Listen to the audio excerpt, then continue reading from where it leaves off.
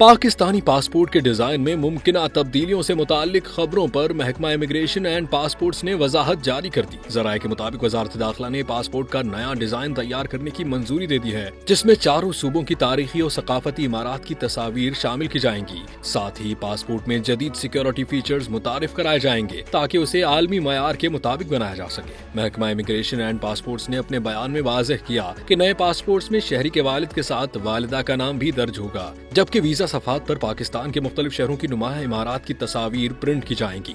मजीद बताया गया कि नई बुकलेट्स की छपाई पाकिस्तान सिक्योरिटी प्रिंटिंग कॉर्पोरेशन के सुपुर्द कर दी गई है। तर्जुमान के मुताबिक पासपोर्ट में की जाने वाली तब्दीलियां महज सिक्योरिटी और डिजाइन की जिद्दत तक महदूद हैं, जबकि मौजूदा निजाम या दीगर तफसीलात में कोई बुनियादी रद्दोबदल नहीं किया जा रहा। इस इकदाम का मकसद पाकिस्तानी पासपोर्ट को मजीद महफूज और बैनुल अक़वामी तौर पर मोतबर बनाना है।